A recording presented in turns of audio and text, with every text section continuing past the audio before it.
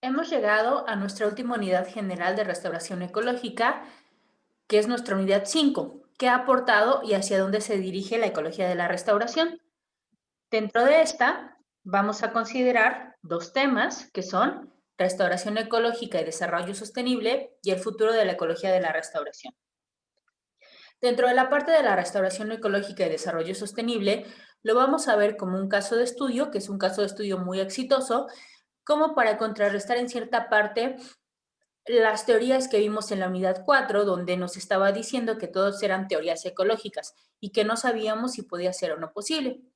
Vamos a ver el caso de la plataforma de Loess en China y me basé principalmente en los trabajos realizados no por un especialista que se haya encargado de hacer el trabajo de manera directa, sino desde la perspectiva de John D. Liu, que es el personaje que está aquí, quien a partir de ser contratado para empezar a estudiar cómo iba el trabajo de restauración, empezó a involucrarse mucho en esto. Y entonces su experiencia es muy grande porque su interés lo ha llevado a visitar y conocer más de 70 países y entender cuáles son los fenómenos de degradación y restauración ambiental. Y aquí entra la parte de sostenibilidad o sustentabilidad porque él trata de ligar el papel de la sociedad y la producción dentro de estos procesos.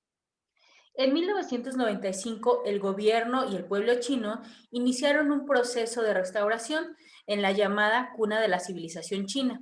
El Banco Mundial aportó el dinero para este proyecto, el cual es el proyecto de rehabilitación de la cuenca hidrográfica de la meseta de Loess. Originalmente, la meseta de Loess estaba completamente cubierta de vegetación con bosques y praderas. Los recursos extraídos de estos lugares, tanto de los bosques como de los cuerpos de agua y de los recursos del suelo, permitieron que florecieran tres de las más importantes dinastías chinas. El ejemplo que pongo ahí es de la dinastía Han, pero también posteriormente estuvieron la dinastía Qin y la dinastía Tang. Los logros de las primeras dinastías chinas, basadas en esta área, se encuentran entre los mayores logros científicos y artísticos de cualquier época en la humanidad. La meseta del Loess dio a luz a la raza Han, que es el grupo étnico más grande del planeta. Y los historiadores y geógrafos generalmente consideran que la meseta es el segundo lugar de la Tierra donde los seres humanos comienzan a utilizar la agricultura asentada. Entonces vemos un proceso muy importante de humanidad y también un proceso muy antiguo en el cual tenemos las primeras bases de la agricultura. Y pues así como fue el comienzo en el tiempo, la zona sufrió una caída y quedó básicamente despojada de su vegetación. Hace 10.000 años, perdón, hace 1.000 años, la meseta de Loess había sido abandonada por las personas con mayor poder de adquisición y a mediados de la década de 1990 era famosa, pero por un ciclo continuo de inundaciones, sequías y hambrunas, tanto que a esta región se le llegó a conocer como el dolor de China. Vemos aquí que la atraviesa el río Amarillo, algunas construcciones típicas de la zona de la meseta de Loess y un pueblo en la década de 1970 antes de la restauración. A lo largo de los años, a partir del inicio del proceso de restauración en 1995, se ha producido una transformación enorme en la meseta de Loess. Los cambios se han producido mediante la diferenciación y designación de tierras denominadas por un lado ecológicas y por otro lado tierras económicas, la infiltración de agua de lluvia, la construcción de terrazas y el aumento consciente de la biomasa y el material orgánico. Esto mediante la plantación masiva de árboles en la tierra ecológica y el uso de mejores métodos agrícolas en las tierras económicas. Se le ha devuelto a la región una de las funciones ecológicas y generales que en el desarrollo pues resalta positiva y acumulativa, y funcionalmente está mejorando. Los cambios en la meseta del Loess han sido transformadores y están contribuyendo a un movimiento creciente para restaurar todas las partes degradadas del planeta. Los esfuerzos de restauración de la meseta del Loess y los resultados de la restauración han inspirado incluso algunas películas documentales como son The Legend of the Loess Plateau y Hope in a Changing World. A través de esta experiencia es notable que si bien vivimos cambios muy drásticos, pues aún podemos hacer algo frente a estos desafíos medioambientales. Dentro de los principales desafíos que enfrentamos está, por ejemplo, la pérdida de biodiversidad, los cambios climáticos inducidos por el hombre, la creciente incidencia de fenómenos meteorológicos extremos, la contaminación, la inseguridad alimentaria, la desertificación, el crecimiento de la población humana, la crisis financiera, el racismo, la guerra, la violencia y la migración. Sin embargo, pues este es un ejemplo de aunque sean preocupaciones para la sociedad actual, pues aún podemos hacer algo al respecto. El enfoque al estudiar la meseta de Loess al principio era únicamente obtener una mejor comprensión de los efectos biofísicos de los sistemas terrestres, pero posteriormente surgió un interés de comprender cómo se relacionan con la actividad humana, el trabajo, la economía, que es a lo que actualmente pues le llamamos sustentabilidad, que es el uso de los recursos naturales que tenemos, pero preservándolos para que lo puedan utilizar generaciones futuras. Estudiar la meseta del Loess ha demostrado ser, en líneas generales, que puede utilizarse como análogo para estudiar cualquier otra cuna de la civilización del planeta. Al reducir la biodiversidad, la biomasa y la materia orgánica acumulada, la gente de la meseta del Loess destruyó la capacidad de infiltrar y retener la lluvia en las biomasas y en los suelos orgánicos, provocando que un área del tamaño de Francia se secara. Sin el constante reciclaje de nutrientes de la materia orgánica en descomposición, la fertilidad fue erosionada por el viento y el agua, y el lugar quedó desolado y sujeto a inundaciones, sequías, hambrunas e inundaciones. Existen evidencias en todo el mundo de este fenómeno. Y pues aquí vemos la parte de la hambruna. Eh, Situaciones semejantes se presentaron en Mesopotamia, en el Mediterráneo, en Asia Central, en el área de Sahel, que es una de las que más está dañadas en el momento por desertificación en África y pues en otros lugares. Para la asistencia en esta clase te voy a pedir que por favor investiguen cuál es el área de Francia para contextualizar el alcance de la sequía ocasionada en la meseta del Loess. Lo que es diferente acerca de la meseta del Loess es que hubo una decisión consciente de tratar de revertir la degradación a escala y restaurar la función ecológica en un área vasta. El trabajo en la meseta del Loess está ayudando a demostrar que es posible rehabilitar ecosistemas dañados a gran escala y que esta es la mejor manera que tenemos para mitigar y adaptarnos a los cambios inducidos por el hombre, así como pues para abordar muchos otros problemas complejos de la sociedad. Para entender qué es lo que ha pasado, pues tenemos que hacer primero un estudio de la degradación histórica y de la restauración contemporánea de las diferentes zonas. Continuando con el tema de la meseta de Loess en China, realmente tiene una historia muy compleja, pero pues se tuvo que analizar y entender para poder restaurarla. Pero pues lo más importante es que para tener el contexto de las tierras degradadas en todo el mundo, lo principal es entender a los ecosistemas prístinos, es decir, aquellos que no se encuentran dañados.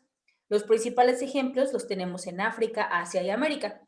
Estos ecosistemas conservados, que no han sido alterados por los seres humanos y no tienen cambios en sus sistemas, son los que nos van a ayudar a entender qué es lo que se ha cambiado en los ecosistemas dañados.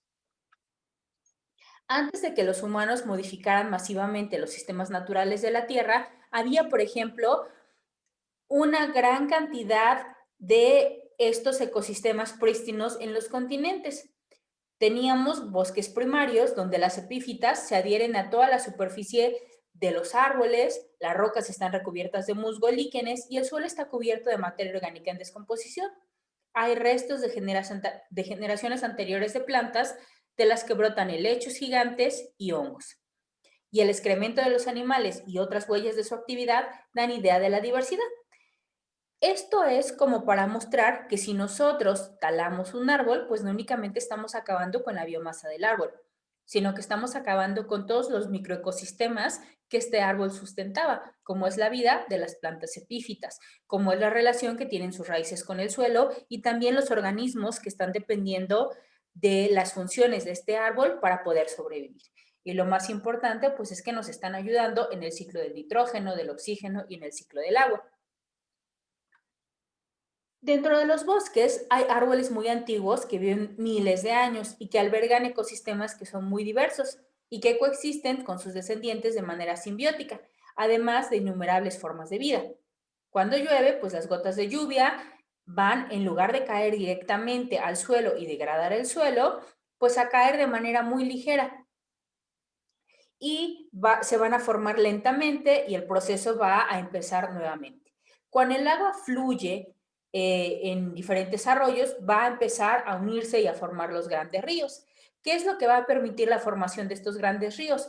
Pues humedales. Y estos humedales van a estar a lo largo de todo el camino del río hacia el mar. Durante las temporadas de lluvias, los humedales absorben grandes cantidades de agua y durante las estaciones secas la liberan lentamente para que la tierra nunca se seque. En diversas épocas del año son estos humedales los que permiten la subsistencia de aves migratorias, porque las aves migratorias tienen sus zonas de nidificación en estas partes. Mientras que en las zonas más cercanas al mar, las zonas costeras, se van a desarrollar los manglares. Donde hay poca lluvia, lo que se encuentra generalmente son praderas, y estas praderas están intercaladas con árboles y plantas que están adaptadas a los patrones de lluvia de cada hábitat ecológico. En las regiones de pastizales en África y en Sudamérica, en las llamadas sabanas, pues abundan grandes manadas de animales migratorios. ¿Y cuáles son las tendencias evolutivas? Bueno, ya hablamos un poquito de esto cuando hablamos de las sucesiones ecológicas. Se consideran en este caso tres tendencias evolutivas. La primera es la tendencia hacia la colonización total de la Tierra por la vida ecológica. La segunda es la tendencia hacia la acumulación constante de material orgánico y a medida que cada generación de vida muere, se va a empezar a acumular esto como parte del carbono orgánico. Y la tercera tendencia, pues, es hacia la diferenciación continua, a través de la especiación que conduce al potencial de una variedad genética y de biodiversidad. También es muy importante considerar la descomposición de la materia orgánica, porque a lo largo de la historia evolutiva, pues ha constituido un papel de renovación de la fertilidad del suelo, de la que se obtiene el alimento.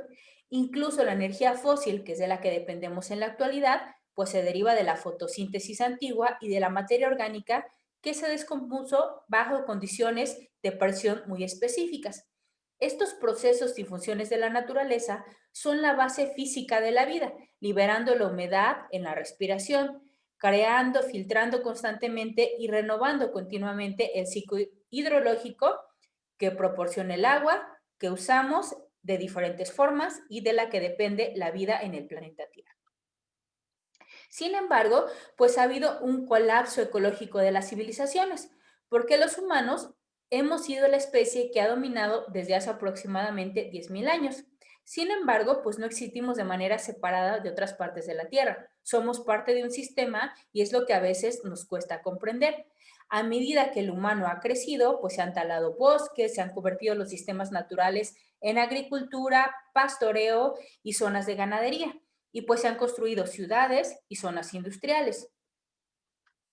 A lo largo de estos últimos 10.000 años de civilización, han surgido muchas civilizaciones y también han caído. La historia de la humanidad muestra numerosos ejemplos de civilizaciones que no lograron conservar y proteger la diversidad natural de la vida, la fertilidad del suelo y el ciclo hidrológico y colapsaron. Como ejemplo, pues tenemos a Teotihuacán, que es una de las principales culturas que se albergaron en México y que aparentemente por una sequía extrema decayeron. Actualmente, mientras experimentamos pérdidas de biodiversidad, eventos climáticos extremos, desertificación, inseguridad alimentaria, cambios climáticos, crisis financiera, pobreza, disparidad, guerras y todos los problemas sociales, pues también nos estamos enfrentando al mismo destino de las civilizaciones que nos precedieron. Sin embargo, nuestro dilema es más peligroso, porque en el pasado lo que ocurría es que los centros de poder y riqueza simplemente cambiaban de lugar, es decir, las civilizaciones se terminaban en un sitio, se movían e iniciaban nuevamente. Pero nosotros en la actualidad estamos alterando el ecosistema planetario y entonces no tenemos hacia dónde movernos porque estamos afectando todo el mundo. Ver cómo los primeros chinos habían destruido los mismos sistemas necesarios para la vida ayuda a comprender el proceso de degradación ecológica y la relación entre la actividad humana y así pues reconocer el potencial de la restauración, que nos ayuda a entender que la degradación no es inevitable y que existe un camino a seguir para la humanidad que conduce a un futuro sostenible. Prácticamente todas las civilizaciones pasadas degradaron su ecosistema y muchas se vieron obligadas a colapsar cuando el sistema ya no pudo mantenerlas con alimento o con agua.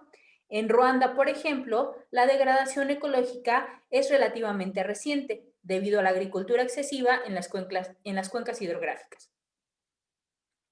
Y por tanto, pues hay también una falla del suministro de energía hidroeléctrica en el país. El gobierno emprendió un proyecto de rehabilitación muy similar al de China y se han experimentado mejoras que son muy semejantes a las obtenidas en China, pero ahí lo que les ha costado controlar son a las cabras silvestres que continúan siendo un problema de degradación para los ecosistemas. Por tanto, pues vamos a continuar hablando de la parte más exitosa, que es la restauración de la meseta de Loess. En esta se mostró que el suelo no es simplemente un medio para que los cultivos agrícolas permanezcan y que la fertilidad no es simplemente nitrógeno, fósforo y potasio para estimular el crecimiento de las plantas, sino que se requiere materia orgánica para reciclar nutrientes de una generación de vida a la siguiente, además de las comunidades microbiológicas que viven en suelos orgánicos y que van a ayudar al reciclaje y a la liberación de nutrientes de materiales geológicos para infiltrarse y también para retener la humedad. Comprender que estos mismos suelos orgánicos son el segundo sumidero de carbono más grande de la Tierra después de los océanos es reconocer su papel en la mitigación y adaptación a los cambios climáticos inducidos por el hombre y cómo son de vital importancia para nuestra supervivencia y sustentabilidad. La gente de la meseta de Loess había interrumpido las tres tendencias evolutivas de las que ya hablamos y crearon pues una disfuncionalidad en los sistemas ecológicos. Los largos patrones destructivos de comportamiento en la meseta habían dejado un sistema prácticamente disfuncional. El ciclo de pobreza y destrucción ecológica se manifestó en el ciclo de inundaciones, sequías y hambrunas. La erosión de los suelos hizo que se depositaran enormes cargas de sedimentos en el río Amarillo, y ya hablamos de esto cuando hablamos del problema de sedimentación, que incluso en la actualidad, a pesar de esta restauración, el río Amarillo sigue siendo una de las principales fuentes de carga de sedimentos, lo que aumenta pues el riesgo de que el río se inunde en sus orillas. Sin cobertura vegetal o humedad del suelo, las tasas de evaporación natural y las temperaturas se elevaron artificialmente, lo que provocó que la meseta fuera más caliente y más seca de lo necesario. Todo esto pues se puede hablar como una reducción de la biodiversidad que conduce a la reducción de la biomasa, que necesariamente provoca una reducción en la acumulación de materia orgánica, todo lo cual pues provoca a su vez una reducción en el intercambio de gases a través de la fotosíntesis reducida, una reducción masiva del ciclo de los nutrientes y la pérdida de materia orgánica en descomposición y una reducción de la infiltración y retención de las precipitaciones que conducen a la pérdida de la regulación natural del ciclo hidrológico, el tiempo y el clima. Esta es una descripción muy concisa de la trayectoria de desarrollo que ha llevado al colapso ecológico y al fracaso de numerosas civilizaciones humanas. Básicamente, ¿cuáles han sido las causas de la degradación? Pues en la meseta de Loess se implementó un estudio de varios años a principios de la década de 1990 para determinar qué estaba causando la degradación constante. Los factores negativos que provocaron la pérdida de la vegetación se identificaron como la tala de árboles, la agricultura en pendientes pronunciadas y la cría en libertad de cabras y ovejas. Todos estos comportamientos negativos finalmente fueron prohibidos. Si bien entender cómo los ecosistemas se vuelven disfuncionales es extremadamente importante y satisfactorio para obtener un resultado diferente en la meseta de Loess, era necesario tener un cambio completo pero en el comportamiento de la sociedad, es decir, en la conducta de las personas. Y aquí, en este tema que toqué, me pareció muy importante el título porque nos dice que hubo una restauración en 10 años de lo que fue destruido en 10,000 años. Entonces es algo que sí se puede lograr y que sí se puede hacer. Aunque mucha gente asume que en China, que es gobernado por el Partido Comunista Chino, el gobierno podría simplemente ordenar a la gente que abandonara sus comportamientos tradicionales, afortunadamente este no fue el caso, y se empleó una campaña de educación pública masiva utilizando la llamada evaluación rural participativa, que se conoce como PRA, y que está muy probada que involucra a la población dentro de la investigación. Esto significaba que la gente podía entender no solo lo que el gobierno les pedía que hicieran, sino también el por qué se los pedía. Además, se utilizaron sistemas de información geográfica que proporcionaron imágenes de satélite para mapear cada cuenca hidrográfica de la meseta.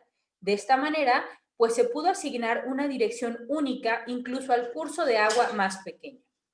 El software empresarial que reflejaba cada inversión y cada intervención también se utilizó para realizar un seguimiento de los cambios en toda la cadena de la gestión. Una vez que se identificaron los errores históricos básicos que debían abordarse, se desarrolló un plan y se previeron varias intervenciones físicas. Esto comenzó por hacer una evaluación econométrica. Los chinos reconocieron que la función ecológica que se estaba perdiendo era mucho más valiosa que la productividad que se extraía de la meseta. Esto les permitió hacer un gran avance que está dando lugar a varios resultados no lineales y algunos que están pues como muy contrarios a lo que podíamos tener simplemente de la intuición, debido a que determinaron que el valor del ecosistema era más alto que el valor productivo, y esto es algo que vamos a continuar mencionando. Entonces, pues tenía sentido designar gran parte de la tierra como tierra ecológica en lugar de tierra económica. Esta medida por sí sola es un gran paso adelante para asegurar que la biodiversidad sobrevivirá en las generaciones futuras. Este paso también concentró el desarrollo agrícola en áreas más pequeñas, donde se podrían enfocar inversiones y mejoras. Aunque básicamente fue un ejercicio de mapeo, proporcionó una herramienta sólida para mostrar a todos lo que se estaba contemplando y lo que estaba en juego. Dado que el área del proyecto era de 35,000 kilómetros cuadrados, el trabajo alcanzó una escala que iba mucho más allá de la producción y los ingresos individuales, o incluso de los ingresos comunitarios, y pues alcanzó una escala paisajística o ecológica. Una de las consideraciones más importantes que se hicieron fue el de la dinámica de la lluvia y el papel del dosel del bosque, la maleza y la materia orgánica en la regulación del ciclo natural del agua. Para la restauración de esta meseta, el siguiente paso fue una cuestión asociada a la ingeniería. Debido al impacto masivo que tuvo durante siglos y milenios de varias prácticas agrícolas, fue necesario asegurar primero que toda la lluvia se infiltrara y retuviera donde caía. La meseta, como muchas otras partes del mundo, recibe agua en épocas específicas del año. Estas temporadas de lluvias en esta parte del mundo son las denominadas monzónicas y dependen de las lluvias que provienen de las zonas del Himalaya. Debido al proceso lento en que se llevó a cabo la degradación durante las vastas generaciones, no se dieron cuenta de que, aunque la lluvia no estaba cambiando tanto, la infiltración, retención y evaporación estaba cambiando a un ritmo mucho más acelerado. ¿Qué fue lo que hicieron entonces? Pues fue construir, como comentaba, estas zonas o estas obras de ingeniería. Principalmente se usaron trampas de sedimento y presas de retención, todas diseñadas para ralentizar la escorrentía, para infiltrar y retener el agua dentro del sistema. Al principio, esta fue una intervención física, pero rápidamente se convirtió en una intervención biofísica a medida que la vegetación crecía tanto en las tierras ecológicas como en las tierras económicas. Y bueno, ¿cómo se hizo esa diferenciación? ¿Cómo podían decir, esta es una tierra ecológica y esta es una tierra económica? Pues bueno, Los chinos determinaron que aunque el valor de la función ecológica era más alto que el de la productividad, pues la gente obviamente todavía tenía que comer, tenía que alimentar a su ganado y tenía que obtener dinero vendiendo cosas que provenían de estos servicios ecosistémicos para integrarse dentro de la economía local, regional y global. Y si ya se había prohibido la agricultura en laderas, pues tenían limitaciones en la cantidad de tierra que podían usar para la agricultura. Con el fin de maximizar el área disponible para la agricultura, decidieron colocar terrazas en las colinas. Si podían hacer que los campos fueran planos, serían útiles para la agricultura, sin la enorme erosión causada por la agricultura en laderas. Si no se podían colocar terrazas, la tierra inmediatamente entraría en la categoría de tierras ecológicas y la gente no podría cultivarla. Esta fue como la segunda tarea de ingeniería masiva y se logró contratar a personas que participaran en la actividad. Esto significó que la gente ganó de tres maneras. Primero, estaban ganando dinero porque estaban siendo contratados. Segundo, estaban aprendiendo nuevos métodos agrícolas sostenibles. Y tercero, pues eventualmente serían dueños de los productos que provenían de los campos que ellos mismos estaban ayudando a construir. Y en esta imagen podemos ver esta agricultura en laderas, que son como una serie de escalones que no permiten que la tierra se vaya erosionando como si fueran únicamente laderas. A lo largo de los años posteriores a la rehabilitación de la meseta de Loess, se ha demostrado que ecosistemas dañados a gran escala pueden restaurarse para que sostengan una gran cantidad de biomasa, acumulando material orgánico en el suelo, protegiendo y creando un nuevo hábitat para la biodiversidad, además de lograr infiltrarse y retener naturalmente el agua de lluvia. Los resultados han superado incluso las expectativas de los diseñadores y han demostrado que es posible rehabilitar ecosistemas dañados a gran escala. Además, pues al traer científicos, técnicos y administradores a que estuvieran en contacto con las comunidades locales, los chinos esencialmente lograron a que la transición de los agricultores que vivían de una subsistencia muy pobre y que a menudo eran analfabetas, pues cambiaran esta situación en solo una generación, lo cual es un gran logro, porque nosotros tardamos generaciones para lograr estos cambios. De lo que los chinos llegaron a darse cuenta, y es algo que ya había mencionado anteriormente, es que la función del ecosistema es mucho más valiosa que la producción y el consumo de bienes y servicios. Con esta declaración básicamente se está cambiando todo, porque a lo largo del tiempo los seres humanos han valorado la producción y el consumo de productos y servicios más de lo que se ha valorado la función del ecosistema. En realidad, pues si lo analizamos es aún peor, porque la función del ecosistema no se valora en absoluto. Consideramos que las funciones de los ecosistemas tienen que ser algo gratuito. Y mientras la economía global continúe valorando la producción y el consumo más que el ecosistema y su funcionamiento, pues los resultados van a seguir siendo los mismos y se seguirá dañando al planeta y no se tendrá un uso sustentable. Actualmente, el dinero que se produce en los países se evalúa a través del Producto Interno Bruto, que es donde es el total de la economía, de lo que se produce y lo que se consume. Entonces, todos los productos y servicios que producimos y consumimos, pues provienen de ecosistemas funcionales. Si los ecosistemas colapsan, en realidad no tendríamos productividad, pero lo que estamos haciendo es justo colapsar los ecosistemas para tener una productividad mayor. Aunque recientemente ha habido intentos de imaginar algo que se llama economía verde, pues el problema es que no se están cambiando los fundamentos de producción económica y se continúa asumiendo que la base del dinero es la producción y el consumo. En cambio, si la función del ecosistema fuera la base del dinero, la trayectoria del desarrollo sería acumulativa y la función del ecosistema se protegería y mejoraría. Y esto se cree que reemplazaría la escasez por la abundancia. Por otra parte, tenemos la cuestión de la pobreza, que está relacionado con esta misma situación. Hay un gran número de personas pobres que están degradando sus ecosistemas para sobrevivir. Sin embargo, la pobreza se ha impuesto a las regiones porque se les ha dicho a la gente que el ecosistema natural no tiene valor y que solo los productos extraídos y vendidos a la economía global de producción y consumo tienen valor. Si se valorara la función del ecosistema, la gente no sería pobre. A la vez es muy irónico porque el mundo desarrollado está brindando asistencia a los países en vías de desarrollo y les está diciendo que deben restaurar sus ecosistemas, pero a la vez estos países desarrollados se están llevando todos los recursos naturales de los países en vías de desarrollo.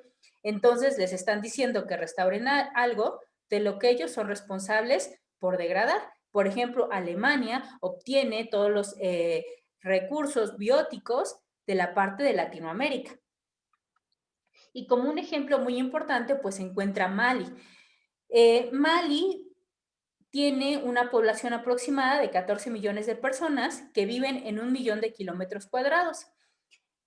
Cada año en Mali hay inundaciones de más de 6 metros porque se encuentra a lo largo del delta del río Níger y entonces esta inmensa cantidad de agua era absorbida por los ecosistemas ribereños, donde había árboles y pastos especializados.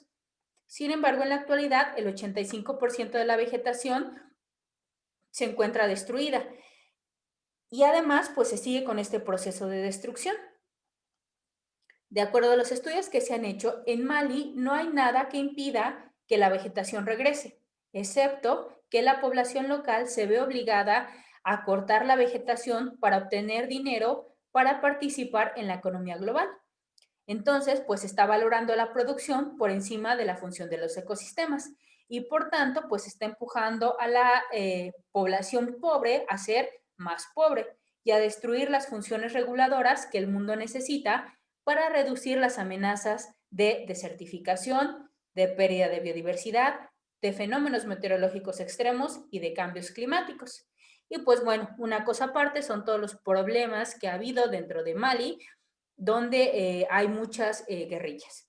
El ejemplo de Mali, pues es solo uno de los numerosos países donde el potencial de rehabilitación es enorme. Sin embargo, pues para restaurar estos sistemas se deberían abordar cuáles son las razones por las que los ecosistemas se degradaron. Y no es simplemente que en los países en vías de desarrollo haya una valoración de la función ecológica por encima de la producción, sino que también en la parte de los países desarrollados hay millones de personas que se esfuerzan por producir, pero sobre todo por consumir tanto como pueden, porque se considera que hay recompensa por hacerlo. Se nos dice que tenemos que hacer que crecer la economía, eso lo escuchamos en todas las noticias, y que para que la economía crezca, pues tenemos que producir más. El problema es que existen límites para el crecimiento, así que no podemos producir y consumir sin cesar, sin que tengamos resultados catastróficos. El camino hacia un futuro sostenible y la estabilidad climática pues tiene que ver con que el hecho tanto de que los países pobres que viven en ecosistemas degradados como los países ricos que viven en los llamados países de primer mundo hagan un cambio en sus patrones de consumo y de esta manera pues se permita que los ecosistemas recuperen su funcionalidad. Los factores determinantes para la supervivencia y sostenibilidad en la Tierra son la biodiversidad, la biomasa y la acumulación de materia orgánica. Cuanto más, mejor. Las lecciones que han quedado de la meseta de Loess muestran que es posible restaurar ecosistemas dañados a gran escala y que esto mitiga los impactos climáticos, hace que la Tierra sea más resistente y aumenta la productividad. La meseta de Loess también muestra que valorar la función de los ecosistemas por encima de la producción y el consumo permite tomar decisiones necesarias para realizar inversiones a largo plazo y ver los resultados del pensamiento a través de las generaciones. En conclusión, lo que podemos decir es que los ecosistemas se alteran principalmente cuando los seres humanos no valoramos la función, sino que valoramos la producción y servicios que se extraen de los ecosistemas funcionales. Si se cambiara el sistema de producción y consumo para la población mundial, se terminaría la pobreza absoluta y se aseguraría también que los ecosistemas recuperen sus funciones para que las generaciones futuras se beneficien y que esta es la trayectoria de desarrollo que conduce a un futuro sostenible.